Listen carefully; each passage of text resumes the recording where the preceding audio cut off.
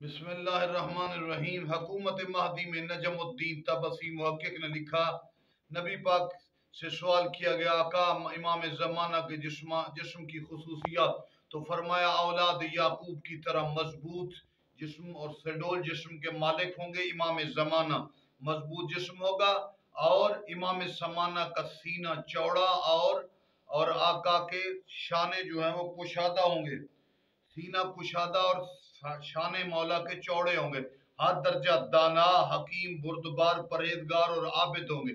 کوئی دوسرے لفظوں میں کہیں کہ کائنات کے دانا، حکیم اور پرہیزگار، دلیر، ان تمام اوصاف رکھنے والے، پوری کائنات کے تمام باصفت لوگوں کے صفات کی جہاں پہ انتہا ہے، امام زمانہ ان تمام صفات سے بلند نظر آئیں گے اور تمام صفات کمال عروج وجود مہدی میں پائیں گے۔ عربوں کی طرح کحافہ ہوگا، نبی پاک فرما رہے ہیں، اور آقا کا رنگ گندمی ہوگا اور آقا کے چہرے سے چاند کی مانند چمکتا ہوا چہرہ ہوگا، اسی لیے شہنشاہ کا لقب بھی بتایا گیا بدر التمام۔